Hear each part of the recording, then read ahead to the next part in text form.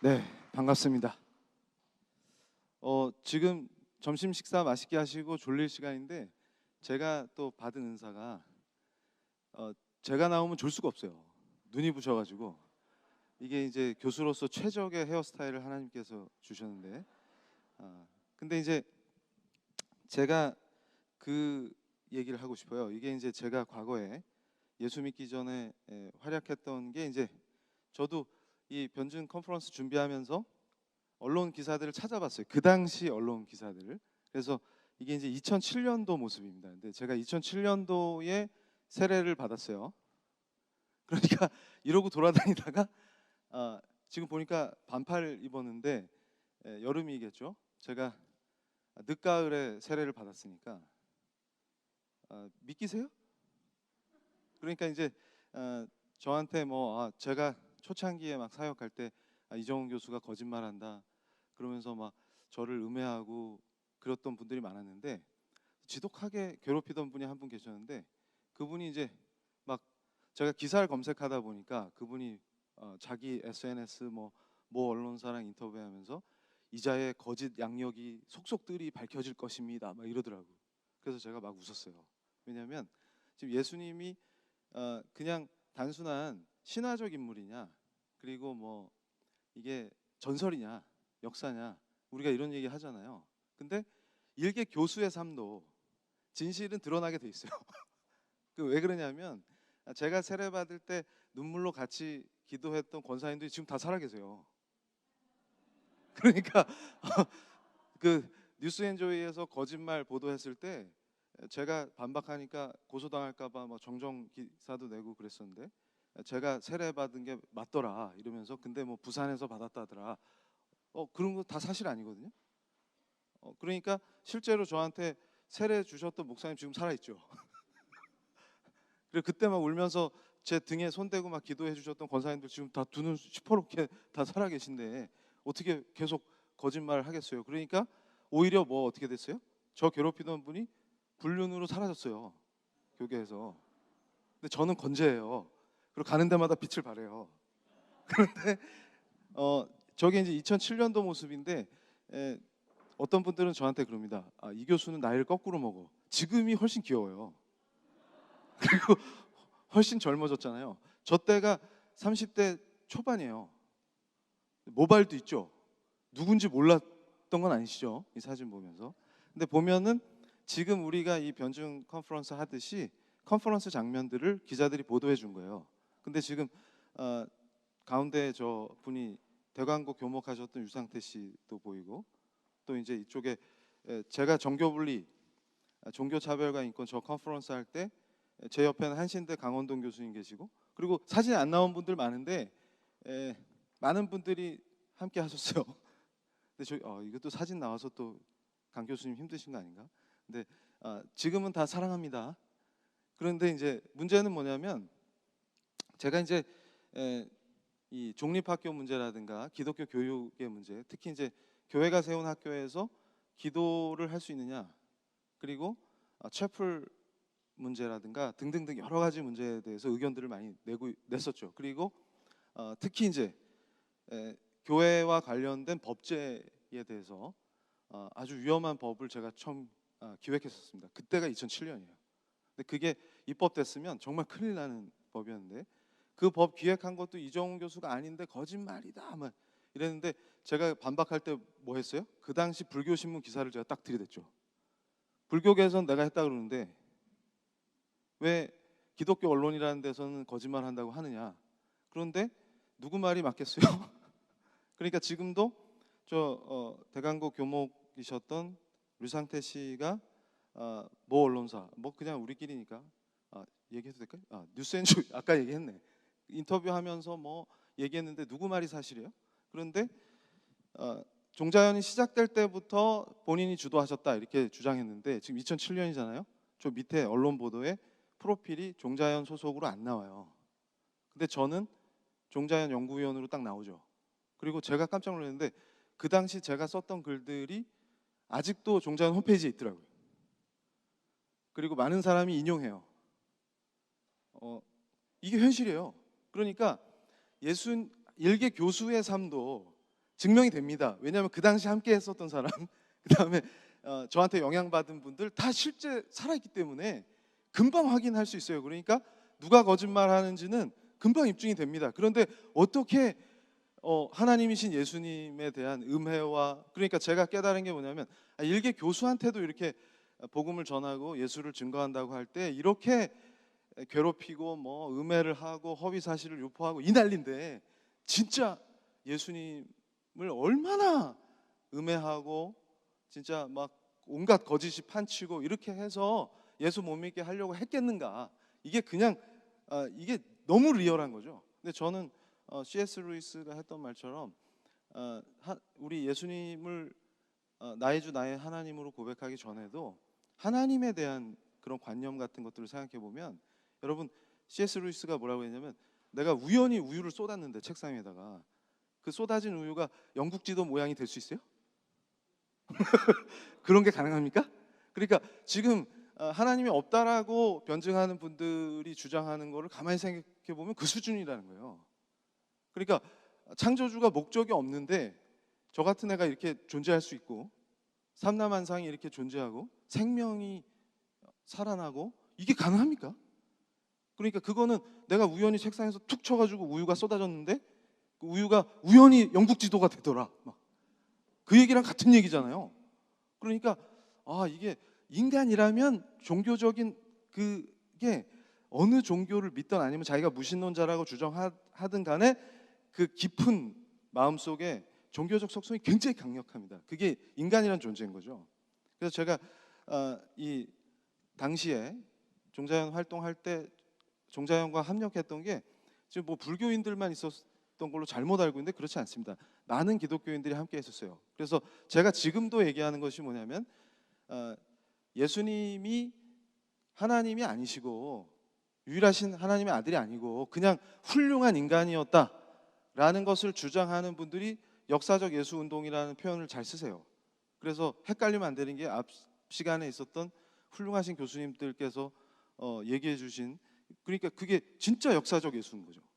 가짜 역사적 예수가 아니라 그 예수가 누구냐라고 할 때, 당시에 제가 이제 기독교인들과 교류하면서 그분들은 주로 지금의 저와 같은 신앙 고백을 하지 않죠.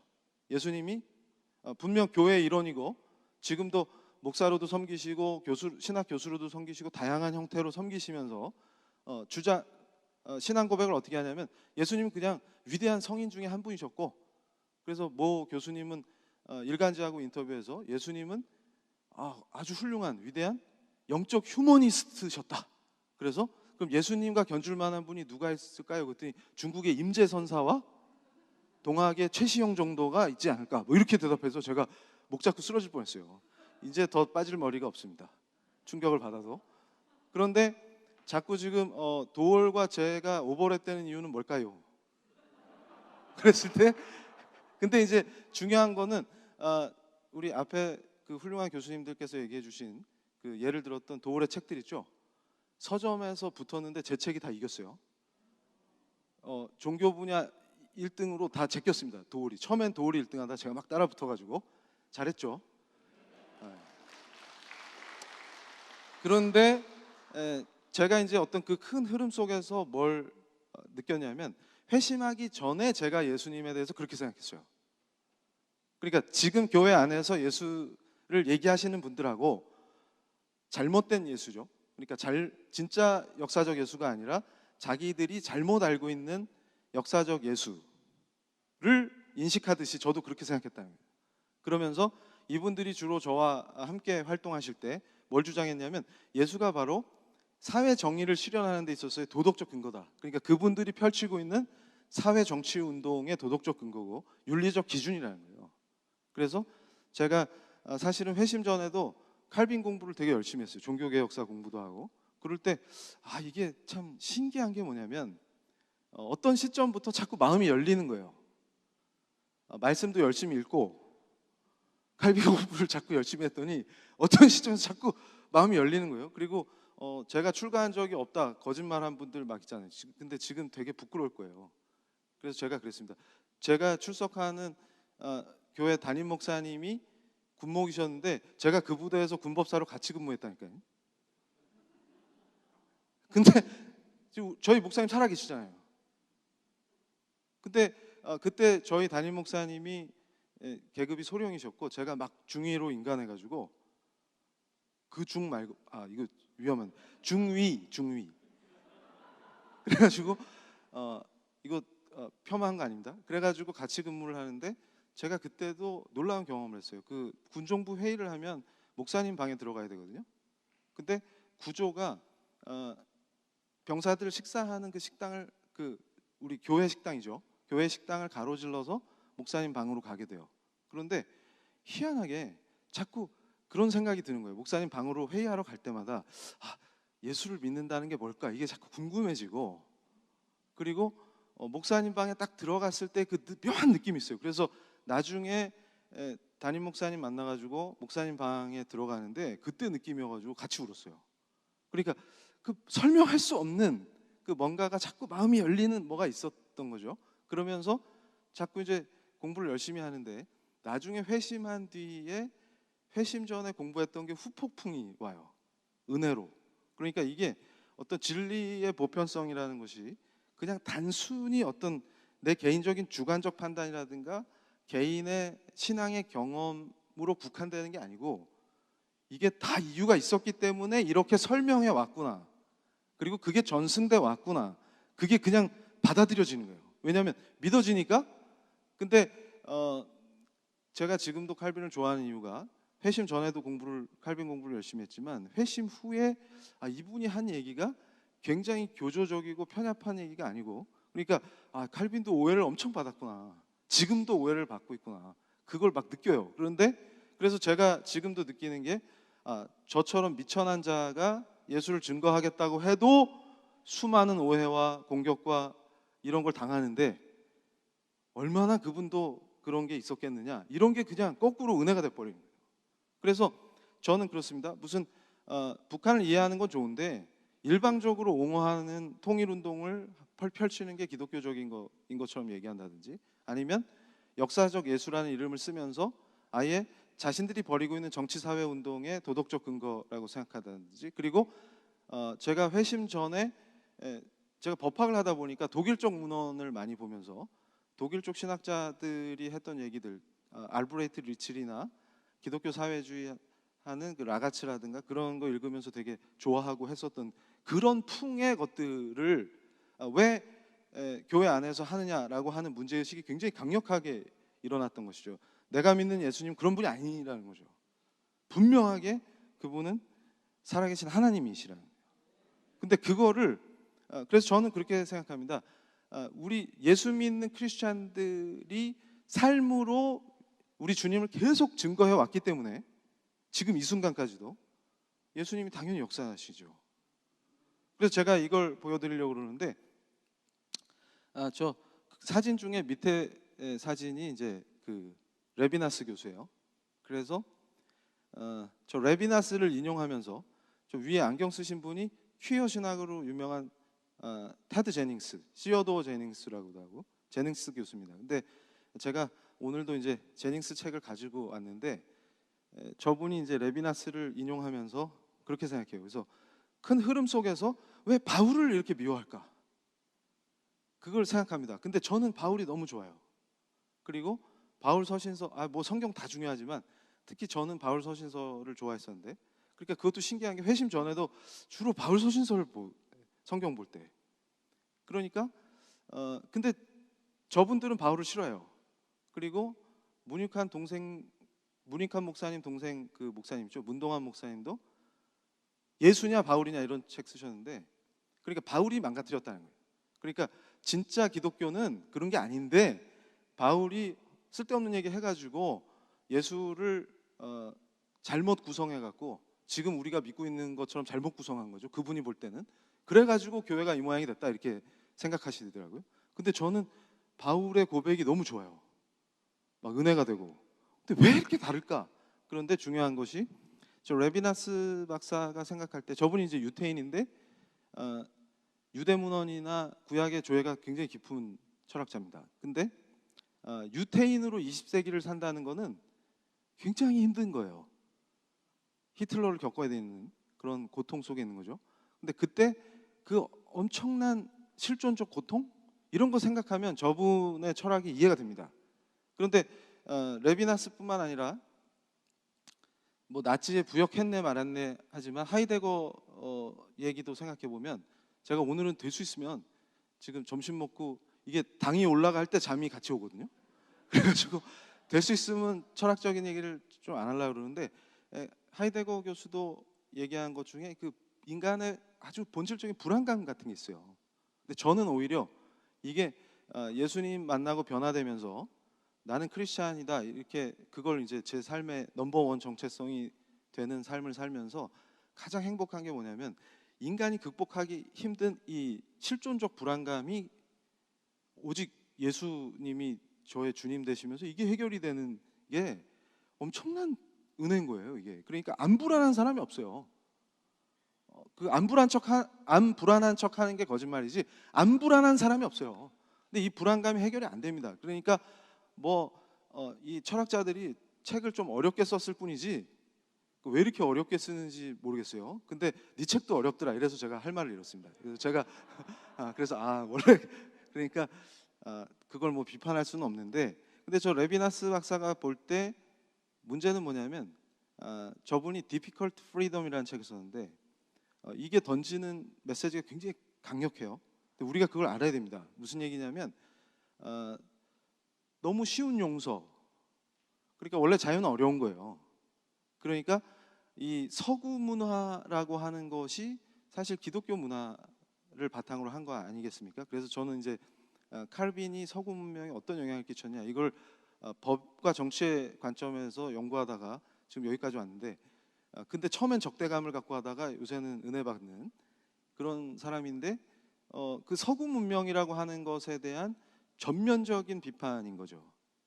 그러니까 무슨 얘기냐면 영화 밀양에서 나오는 것처럼 싸구려 구원을 파니까 용서를 팔고 그러니까 이거 인류가 더 추악해지는 거예요. 추락하고 이게 다 기독교 때문이고 서구 중심적인 그 주체의 문제인데 이것도 주체 얘기하면 고조 주체 사상 그거랑 좀 다른 거예요. 그런데 어찌 됐든 그 쉬운 용서와 값싼 구원 이거를 이제 바울한테 칼을 들이대면 바울 때문에 다 망가졌냐 이렇게 얘기할 수가 있죠. 근데 바울이 가르친 거 그거 맞아요? 싸구려 구원 판 거 맞아요, 바울이? 네가 그렇게 받아들였지. 그래서 제가 저희 대학에서도 꼭 그런 애 있어요. 제 방 요새는 이제 코로나라 제가 출근을 잘 안 하니까 제 방에 와갖고 교수님 교회가 문제입니다. 그럼 제가 그러죠. 네가 더 문제야. 그러니까 그런 애들 특징이 있어요. 이렇게 얼굴이 굉장히 무겁습니다. 그래가지고 딱 세상 짐을 다 짊어져. 그래서 제가 그럽니다. 야 주님이 세상 짐을 지어주시겠다고 했잖아. 왜 네가 지고 다니냐? 그 얼굴로 딱 들어와가지고 교수님 한국 교회는 썩었습니다. 네가 제일 문제야. 제가 그렇게 얘기하는데 그러니까 중요한 건 뭐냐면 값싼 구원을 팔고 쉬운 용서를 판 게 예수님도 아니요 바울도 아니다 그 말이에요. 그런데 그 문제를 가지고 얘기하는 거예요. 근데 실제로 그런 부작용들이 일어나고 있죠. 그러니까 테드 제닝스는 뭘 얘기하냐면 레비나스를 인용하면서 이런 저급한 기독교가 소수자를 억압하고 인류를 더 억압하고 힘든 길로 가게 만든다. 그러니까 이 싸구려 잘못된 기독교를 확 엎어라 뭐 이런 건데 그러다 보니까 이 퀴어 신학이라는 거의 정당화 근거라든가 이런 것들을 도출해내는 거죠. 이런 흐름 속에서. 그런데 저는 이제 반대로 어떻게 생각하냐면 그러면서 이제 데리다도 많이 인용해요. 저 테드 제닝스가 로고스주의의 해체다 이런 얘기 되게 좋아하는데 그 얘기는 한마디로 제가 쉽게 말씀드리면 어렵게 풀면 너무 어려운 얘기인데 쉽게 말씀드리면 성경의 권위를 해체한다 그 뜻이에요. 그러니까 텍스트로서의 성경의 권위를 해체하겠다는 거예요. 근데 그렇게 하면 퀴어도 되고 뭐도 되고 다 되겠죠. 그래가지고 제가 그랬어요. 예수님은 사랑이시니 다 포용해. 이런 분들을 만날 때마다 답답한 거예요. 예수님 사랑 맞는데 예수님의 사랑은 항상 정의가 상실된 사랑은 사랑이 아니에요. 그래서 제가 그럽니다. 사랑이 아니었음을 이렇게. 그래서 제가 그런 정신이 가출했다 돌아왔다 이런 분들한테 꼭 해준 얘기가 있어요. 그리고 난 예수님 사랑이시니까 강도가 칼을 들고 너네 집을 습격하겠다고 문을 두드리면 열어주고 웰컴한 다음에 큰 아들을 죽이니까 우리 또 기독교인은 정직해야 되잖아요. 둘째 아들은 어디 있나? 그러면 2층에서 자고 있습니다. 왼쪽 뺨을 때리면 오른뺨도 되려매요. 그러면 큰 아들을 죽였으니까 이제 작은 아들도 바쳐야죠. 이게 정상입니까? 본인도 그렇게 생각 안 한다고요. 근데 그런 정신 나간 신앙들을 하고 있다는 거예요. 그래서 이거 어떻게 된 거지? 그래서 제가 2007년에 회심하면서 그런 분도 있더라고요. 그러니까 저를 막 비판하면서 이 교수가 강연하는 걸 다 모니터했는데 주로 말 속에 언어 중에 깨달았다는 말을 많이 쓰더라. 깨달았다는 말은 불교에서 많이 쓰니까 저 사람이 가짜 회심이다. 이런 목사님도 있었어요. 그래서 제가 오 마이 갓, 이게 어떻게 된 거냐? 그래서 제가 사실은 회심하던 날 또 CTS 오셨네. 그 CTS 방송 설교를 볼 때 설교하셨던 그 목사님이 본문 말씀이 누가복음 18장 10절에서 13절 말씀이셨습니다. 근데 세리의 기도와 바리새인의 기도를 이렇게 비교하시면서 세리가 죄인인 걸 고백하는 거를 되게 리얼하게 얘기하시는데 그때 제가 완전히 뭐 감전된 사람처럼 딱 됐는데, 그러니까 제가 법철학자이기 때문에 죄, 선, 악 이런 문제에 늘 이렇게 천착해 있는 거예요. 사고 자체가. 그런데 굉장한 설명하기 힘듭니다. 이게 부지불식간에 일어나는 거기 때문에 이때 이 죄라는 것이 내가 죽을 수밖에 없구나 이런 게 그냥 어떻게 전인격적으로 관통해버리는 그런 거를 경험하는 건데, 그러니까 지금도 저는 그런 게 예수님을 묵상하면서 기도할 때 이것이 단순히 어떤 감정적 차원에서 일어나는 변화라든가 이런 것이 아니라 이 전인격적이라는 게 제 의지, 감정, 지성, 심지어는 신체적인 것까지 터치하는 그것이 심지어 이제 양심의 영역, 그러니까 저라는 존재의 전 영역을 비추게 되는 거예요.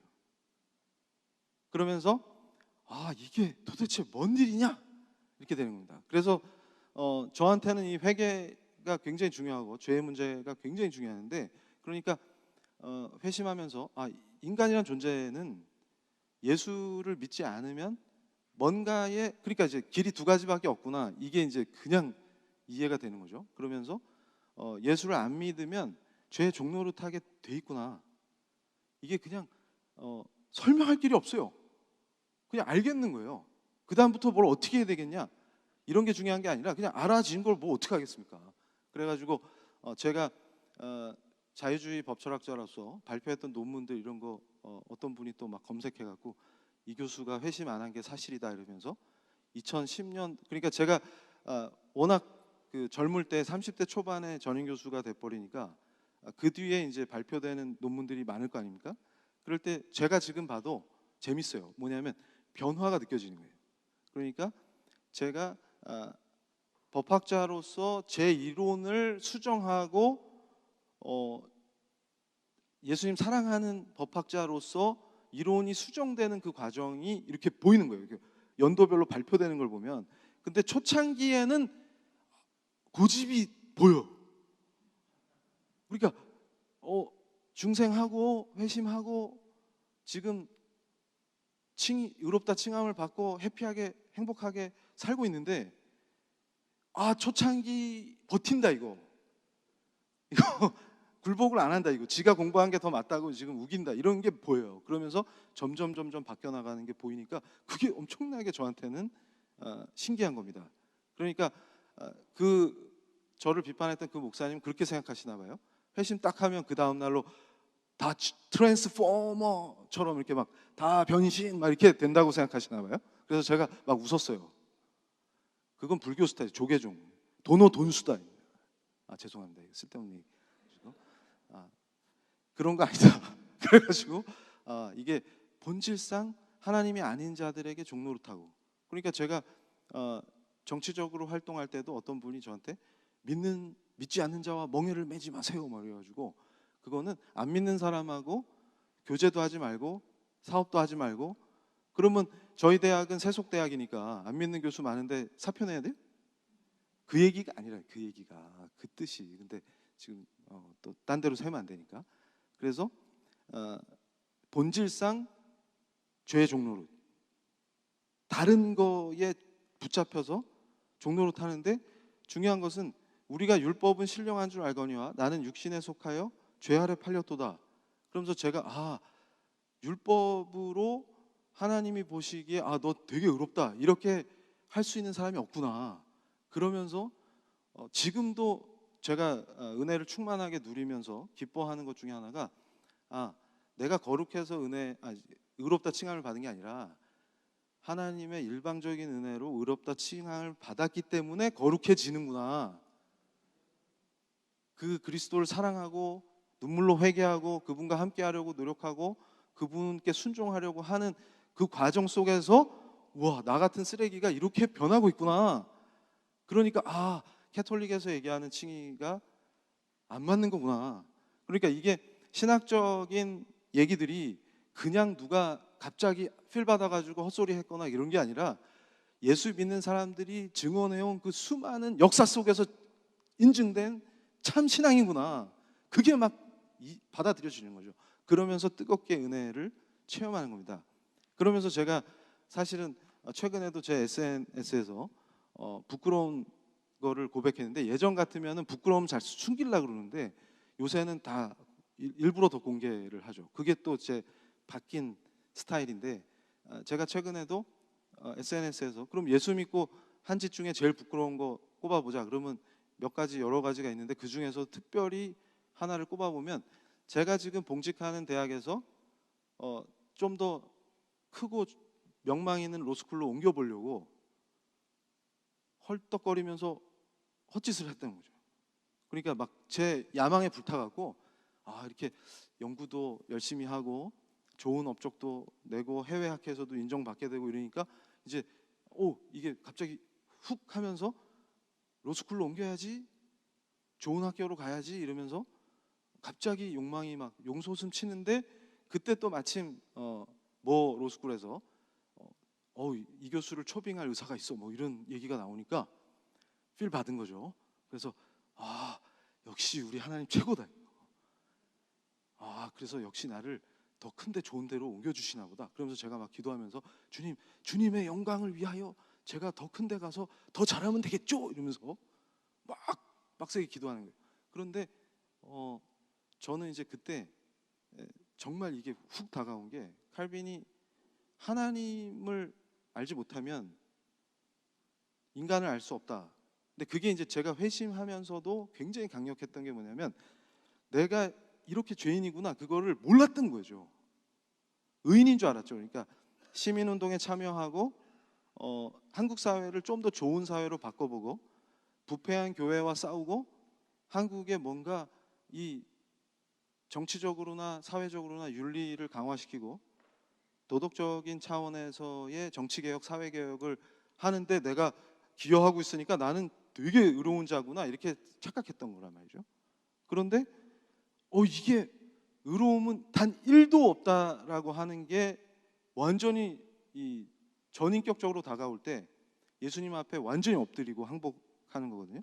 그러니까 내 모습을 모르는구나, 절대 알 수가 없구나. 근데 예수님을 묵상하면 내가 얼마나 죄인이고 얼마나 더럽고 얼마나 내 정욕으로 가득 찬 자인지 이해가 되는 거예요. 그러니까 예수 믿는다고 하면서도 캠퍼스에서 그 짓을 하고 있는 거예요.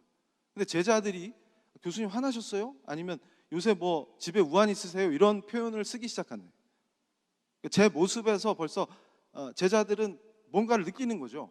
저만 모르고 있는 거예요. 한심한 자인 거죠. 그런데 학교를 옮기는 게 불발됐어요. 그것도 아주 비참하게. 그러니까 저를 초빙할 의사가 있는 것처럼 얘기하던 데서는 아예 말이 없어지고, 그 다음에 그럼 딴 데라도 가야지 하고 막 공들이는 데는 같은 선생님 밑에서 동문수학한 모 교수님이랑 같이 지원을 하니까 은사님이 저한테 선배에게 양보하거라 그랬더니 제가 저는 하나님께서 가라고 하셨어요. 지금도 그거 부끄러워가지고 기도했는데 응답받았거든요. 그러니까 저한테 그러는 거예요. 야, 네가 지금 있는 학교도 좋은 학교인데 왜 그렇게 가려고 난리를 치니? 그래서 제가 그랬어요. 응답 받았거든요. 그때 그 지도 교수님의 눈빛 잊을 수가 없는 거예요. 지금도 너무 부끄러운 거예요. 근데 집에 와가지고 아내한테 막 자랑을 하는 거예요. 나 응답 받았어. 그러면서 우리 곧 이사 가야 돼. 그러면서 지도 교수님이 나보고 양보하라 그랬는데 저는 응답 받았거든요. 이러고 왔어. 이러니까 그 아내의 근심 어린 눈빛. 그래가지고 이상하다. 그런데 그 해에 교수 초빙이 무산돼 버렸어요. 둘 다 못 간 거죠. 그러니까 어떻게 돼요? 후폭풍이 선배까지 태클 건 지도 교수님 얘기도 안 듣는 그런 애가 된 거예요. 근데 그런 애 맞죠. 그런데 그때 이제 제가 새벽에 교회 가서 막 새벽 기도하면서 울면서 막 주님 응답을 주셨잖아요. 저한테 왜 이러시는 거예요? 그래서 막 새벽 기도 가서 울면서 기도를 하는데 그때 진짜 은혜가 폭발한 게 뭐냐면 도대체 하나님의 뜻을 어떻게 알 수가 있냐? 그럴 때 저를 강타한 말씀들이 요한복음 14장 9절, 요한복음 1장 18절, 골로새서 1장 15절. 하나님이 안 보이는 게 아니고 하나님 형상이시여 모든 피조물보다 먼저 나신 이시니 그렇지. 우리 예수님, 예수 그리스도를 명확하게 너희와 함께 있을 때 네가 나를 알지 못하느냐? 이렇게 얘기하신 분이 누구예요? 예수 그리스도. 그러니까 귀신도 누가복음에 보면 귀신도 예수님이 그리스도인지 알아요. 그러니까 제가 이 차이를 미묘하게 느낀 거예요. 그러니까 귀신도 예수님이 그리스도인지 안단 말이에요. 그런데 귀신과 우리 믿는다는 사람들의 차이는 뭐예요? 귀신은 그리스도인지 아는데 그리스도가 귀신 인생하고 인생이 아니지 귀생이라고 그러나? 귀생하고 별 관계가 없잖아요. 근데 그가 통치하신다는 게 내가 완전히 그에게 순종하고 이 말씀에 복종할 수 있구나. 그러니까 그가 내 하나님이시다를 고백하는 내 삶이 뭐가 다르냐 그 귀신하고. 그러니까 믿는다고 하면서도 예수님 말 안 듣고 말씀대로 안 살면 귀신이네. 이게 확 오는 거예요. 그래서 이거였어. 그러면서 복음서의 예수님을 다시 말씀 묵상하면서 예수님을 자꾸 눈물이 나려고 그러네. 생각하니까 부어지는 은혜가 엄청난 거예요. 그러면서 제가 바뀌기 시작하는데 캠퍼스를 위해서 기도하기 시작하고 학생들을 위해서 기도하기 시작하고 이렇게 바뀌니까 학생들이 다 사랑스러운 거예요.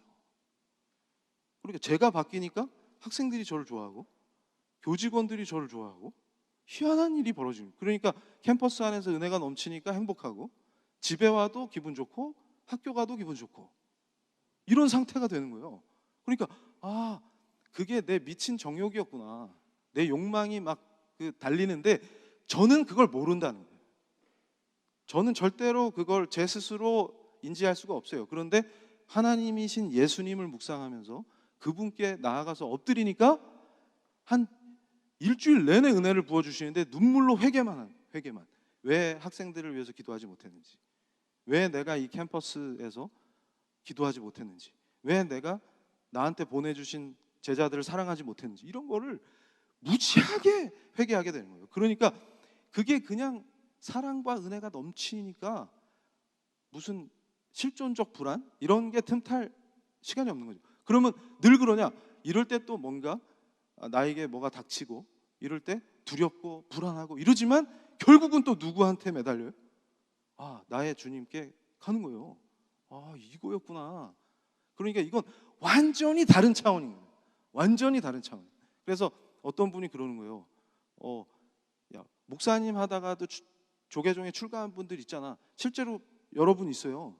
그러면 뭐 조계종이나 사회운동 이렇게 제 경력에서 지금 예수 믿고 은혜 받는 제3 이렇게 하면 이거 뭐 과거에 스님도 하고 군법사도 했는데 크리스찬으로 변화된 거나 목사님 하시다가 스님 된 거나. 근데 저는 그렇게 생각 안 합니다. 어떻게 생각하냐면 중생했느냐, 중생하는 불신자가 기독교에 관심 갖고 신학교 다닐 수 있어요, 얼마든지.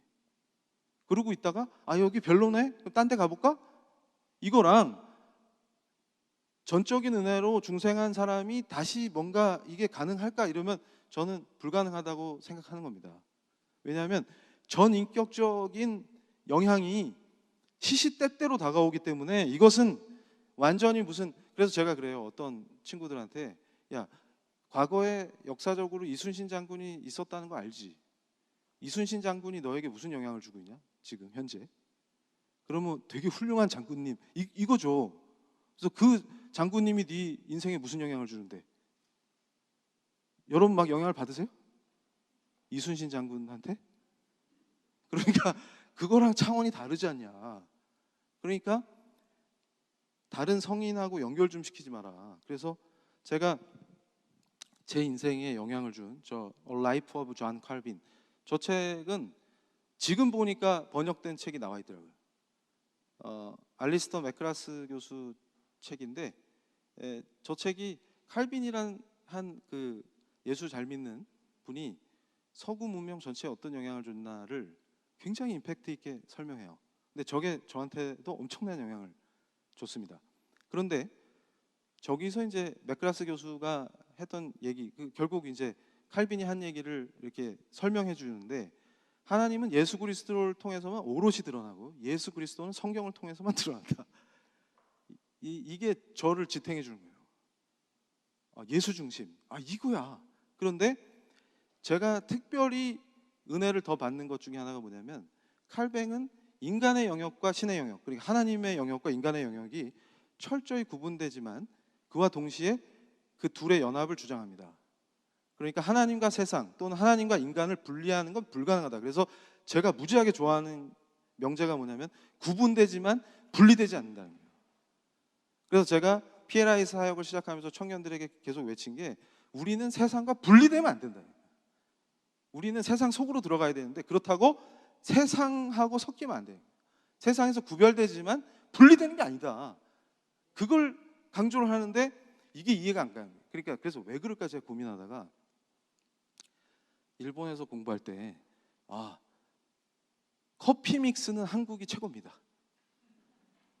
일본도 믹스 같은 걸 내놓지만 한국처럼 못 만들어요. 그러니까 뭐냐면 프리마와 커피의 절대 비율, 거기에 설탕을 넣냐 안 넣냐 차이는 있겠지만, 근데 그게 물에서 녹으면 융합되잖아요. 지금 융합되라는 말이 아니잖아요 지금. 근데 이걸 착각해갖고 융합시켜요. 그래서 지금 청주 오면서도 차 안에서 제 아내가 그러는 거예요. 질문을 하는데, 당신 옆에 있다 보니까 자꾸 칼빈을 보게 돼갖고, 제가 우리나라 기독교계 유행시킨 것 중에 그 막스 베버 책 있죠. 우리 프로테스탄트 윤리와 자본주의 정신, 그 책 막 유행시켰는데, 또 어떤 분들이 그 베버를 잘못 읽어서 그래 이러는데, 제가 그럽니다. 네가 잘못 읽었다. 그러니까 제 얘기는 뭐냐면, 칼빈이 의도적으로 자본주의 정신을 만들어야지 그런 적이 없어요. 제가 하는 얘기는 뭐냐면, 잘 믿는 진짜 성경대로 사는 참 크리스찬은 그 삶이 긍정적인 영향을 끼치는 거지 뭘 의도해서 한 적이 없어요. 그리고 어떤 또 목사님이 뭐 비평을 하시면서 제네바가 예루살렘인 줄 아냐, 웃기지 마라, 그때도 돈 타령하고 다 이상한 애들이 많았다. 그래서 제가 그랬어요. 그럼 어디가 예루살렘인데?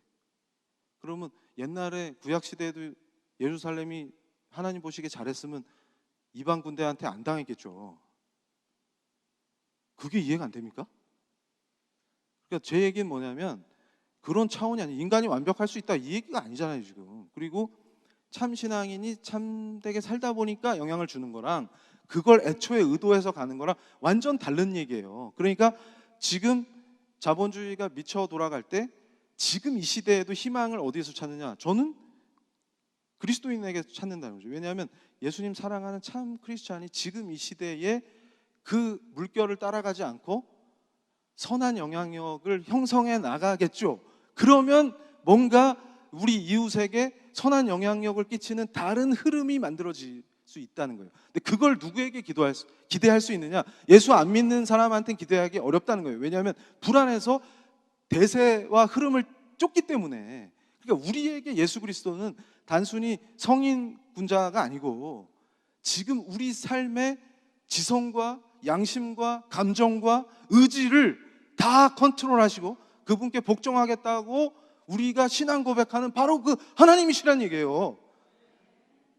그러면서 어떤 또 정신 나간 분이 그랬다는 거예요. 제 아내가 글을 읽고 저한테 소개해 주는데 차 안에서 장거리 운전을 하니까 아주 그 독일에서 이제 이종 교수와 맞서야 되니까 막스 베버 전공한 사람 뭐 해갖고 인터뷰를 했는데 그분이 그랬다는 거예요. 아주 칼빈을 따르는 신앙인들은 아주 징글징글하다는 느낌이 든다.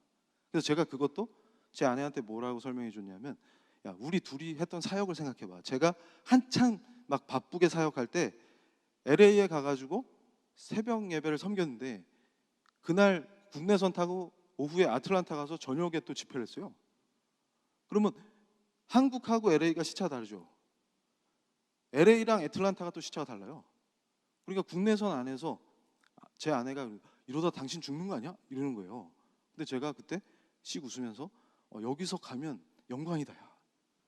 그대로 가면 좋겠다. 이렇게 얘기했거든요. 그러니까 40대 중반에 한창 전성기의 젊은 교수가 이대로 가면 좋겠다고 고백하는 게 제정신입니까?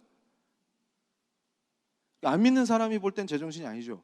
근데 그걸 제가 어떤 강박에 막 패러노이에 빠져서 하고 있어요 지금. 그러니까 막스 베버는 독실한 사람이 아니잖아요. 그 사람이 분석하면서 역사적 사료를 다룰 때 어떤 느낌이 들었겠어요? 마치 뉴스앤조이가 이정훈 교수를 봤을 때 저 사람 미친 거 아니야? 예수에 미쳤어. 그러니까 그걸 누가 억지로 시키면 합니까? 그래서 초창기에 저를 음해하던 사람들 보고 제가 막 웃었어요. 제가 정년보장 교수인데 제 아내는 한의사고 부자는 아니어도 먹고 사는데 지장이 없어요. 그래서 무학대사가 그랬잖아요. 부처 눈에는 부처만 보이고 돼지 눈에는 돼지만 보인다고. 그래서 돈 벌려고 저러나? 그러면 네가 그러구나. 네가 유명해지고 돈 벌고 싶어서 예수 팔고 있구나. 저는 그렇게 받아들여요. 그거 무슨 돈이 돼요? 그게 뭔 돈이 돼요? 그리고 유명해지면 좋은 거 뭐 있어요? 그러니까 제가 유명해지니까 코로나 전에는 사우나에서 아는 척 할 때 되게 힘들어요. 당에 이렇게 딱 있는데 이제 헤어스타일 때문에 금방 알아보시더라고요. 그래서 옆에 와서 딱 들어오시면서 은혜 받았어요 막 이러면 네 이러면서 서로 난처해요. 그러다가 저희 학교가 울산대니까 근처에 온천 있잖아요. 아침에 거기서 딱 목욕하면은 스님들이 저한테 합장해요. 그러다가 탈의실에서 제가 딱 청바지를 입을 때 쟤 뭐지? 딱 이런 게 오는데 그 유명해진다고 좋은 거 별로 없습니다. 근데 이제 그 짓을 왜 억지로 하겠냐는 거예요. 이유가 없어요, 이유가. 근데 저는 오히려 은혜를 주시기 때문에 그렇게 쓰임 받는 게 행복한 거예요, 그냥. 그러니까 미친 듯이 다니는 거죠. 그러니까 안 믿는 사람이 분석하려니까 이분이 사회학자잖아요. 사회학적으로 분석하려니까 얘들은 강박증 아니요? 이게 가능한 거예요.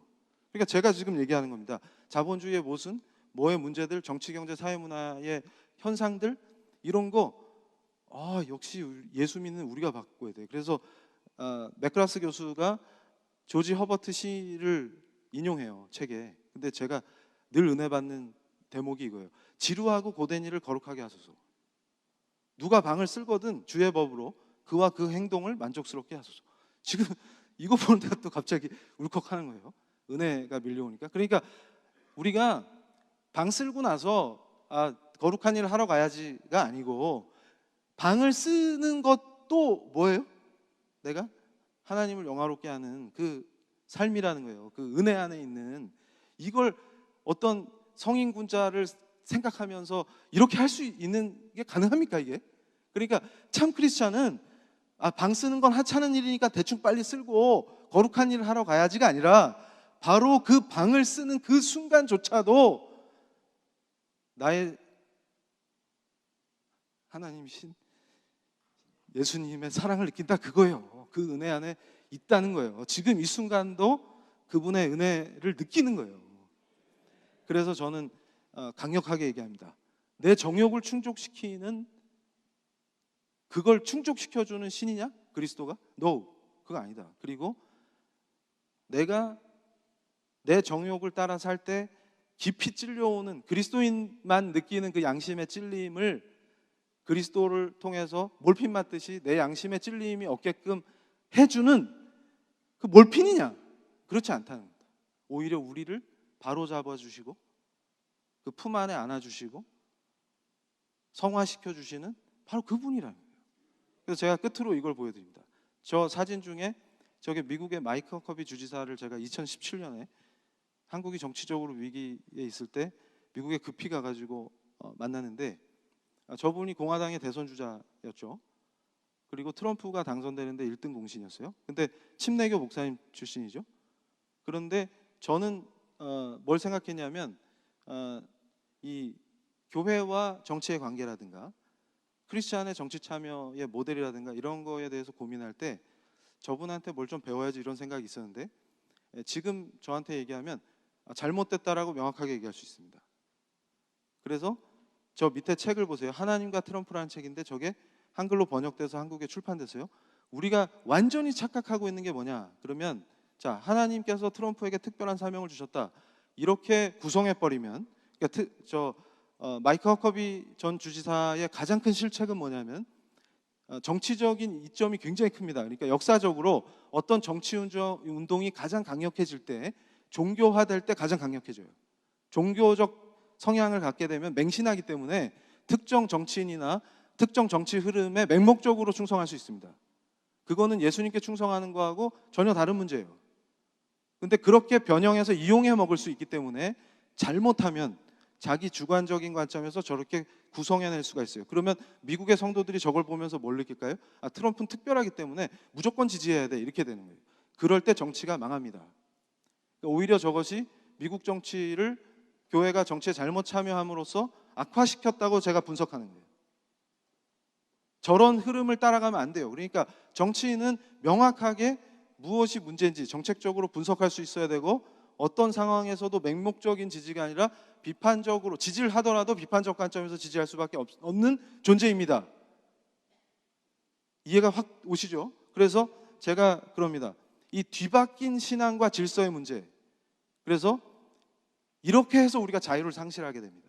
그러니까 제가 싸우는 건 뭐냐면 예수 그리스도께서 우리에게 주신 본질적 자유를 우리의 신앙생활 속에서 지켜야 한다는 거예요.